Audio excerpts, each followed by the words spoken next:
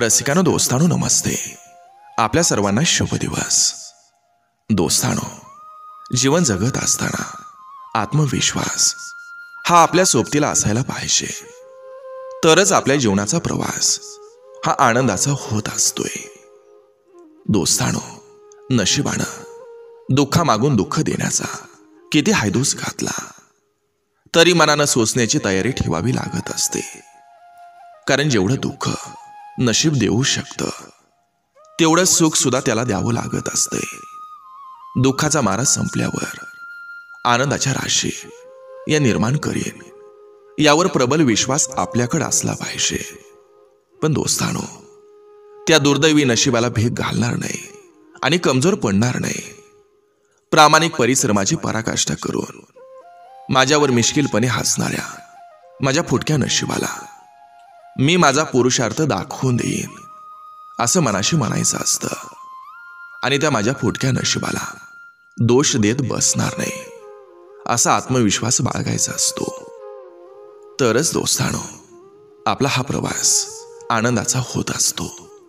नक्की विचार करा. चला, आजही आपल्यासाठी सुंदर विचारांची ही शिदोरी, ही मालिका अशीच पुढे घेऊन आलोय. चला, करूया सुरुवात सुंदर विचारांना, सुंदर सुविचारांना. पैशाला कधीच किंमत नसते. खरी किंमत तर पैसे मिळवताना केलेल्या कष्टाला असते.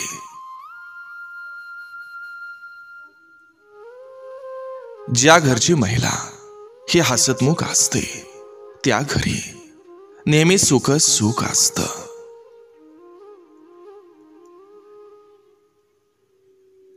काही बदल हे त्रासदायक असतात, पण ते गरजेचे असतात. विचार भलेही नवीन असोत, पण संस्कार हे जुनेच चांगले आहेत. ज्यांना नाती गोती सांभाळता येत नाहीत त्यांनी किमान आपलं तोंड सांभाळून वागलं तरी सुद्धा चांगलं होत असतं.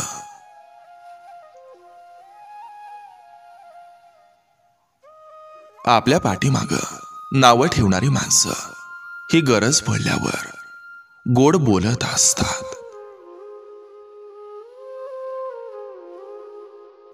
आयुष्यात एकच गोष्ट ही डिलीट होत नाही आणि होणारही नाही, ती म्हणजे आठवण. एकीकडं जिवंत माणसांची मनं दुखवायची आणि दुसरीकडं खूप देवपूजा करायची, म्हणजे सगळी पापं धुतली जातात. ही जगातली सगळ्यात मोठी अंधश्रद्धा आहे.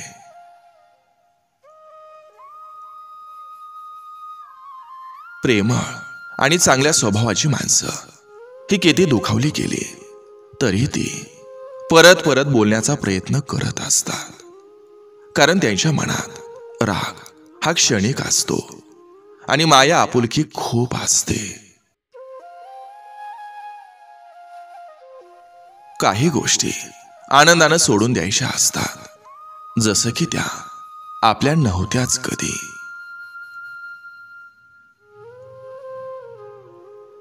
त्याला कधीच एकटं सोडू नका ज्याचं तुमच्याशिवाय कोणीच नाही. घरातून बाहेर जाताना हुशार बनून जा, कारण जग एक बाजार आहे. परंतु घरी जाताना एक हृदय घेऊन जा, कारण तिथं एक कुटुंब आहे.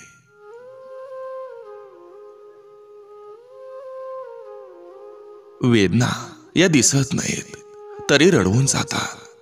आठवणी या थांबत नाहीत तरी जीव गुंतवून जातात. मन हे समजत नाही तरी जाणीव करून जातात. आणि हृदय हे दिसत नाही तरी लोक हृदयात घर करून जातात. आपली माणसं ही मोठी करा, तेव्हाच आपण आपोआप मोठं होत असतो.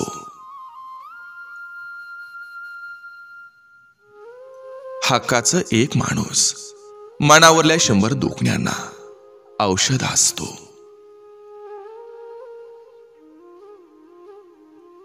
नातं कधी बदलत नसतं, पण नातं निभावणारे बदलत असतात.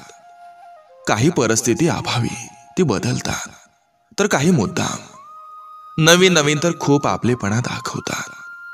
पण तेच नातं जुनं झालं की जाणून बुजून टाळाटाळ करायला सुरुवात करतात, ज्यामुळं नात्यात दुरावा वाढत जातो. जे मन इतरांच्या बाबतीत हळवं असतं, तेच मन स्वतःच्या बाबतीत मात्र भलतंच कठोर असतं. कारण इतरांचं मन सांभाळताना ते खूपदा मोडलेलं असतं, पण तरी देखील त्यानं आपलं हळवेपण सोडलेलं नसतं. ज्या ठिकाणी चुकत असेल तिथं 10 वेळेला माफी मागा, पण जिथं चुकत नाही तिथं शरण जाऊ नका, भले समोर कोणीही असो.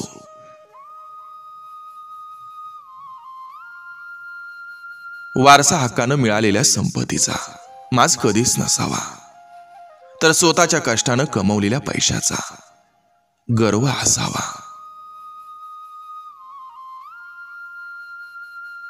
पाठीमागे लागलेली संकटच पुढे जाण्याचा मार्ग हा मोकळा करत असतात.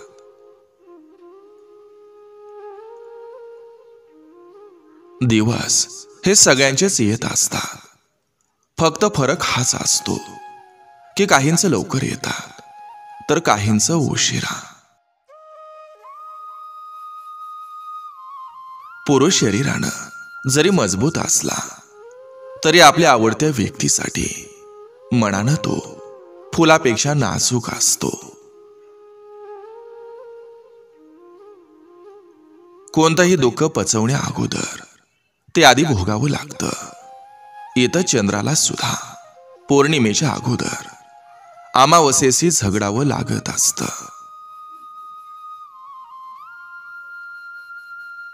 प्रेमात माणूस खरंच खूप स्वार्थी असतो, कारण त्याला प्रेम सोडून दुसरं काहीच दिसत नसतं.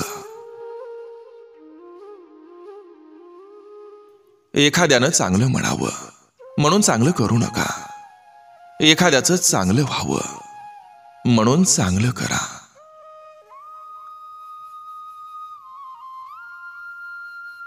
जीवनाच्या प्रवासात अनेक लोक भेटतात, काही फायदा घेतात, काही आधार देतात. फरक एवढाच असतो की फायदा घेणारे डोक्यात आणि आधार देणारे हृदयात राहतात.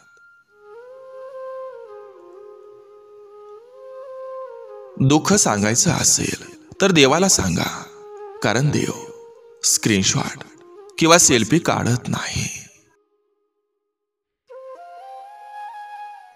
आपलेपणा जिव्हाळा फक्त बोलण्यातून नाही, तर तो कृतीतून सुद्धा दिसला पाहिजे. कारण शब्दांच्या तुलनेत कृतीचं पारडं हे नेहमी जड असतं.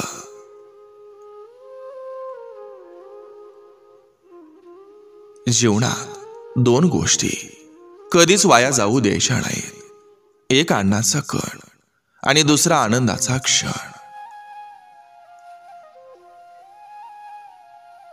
दिव्यांचा प्रकाश इतकाच असावा की कोणाच्याच अंगणात अंधार नसावा.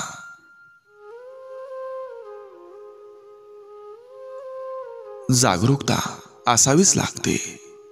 विश्वास जिथं जास्त असतो, विश्वासाला तडा देखील तिथंच गेलेला असतो. माणसाचे शेवटपर्यंत सोबत राहणारे अलंकार म्हणजे माणसाचा स्वभाव आणि माणुसकी. अपयश 2 प्रकारे येऊ शकतं. एक, कुणाचंच न ऐकल्यानं, आणि 2, सर्वांचं ऐकल्यानं.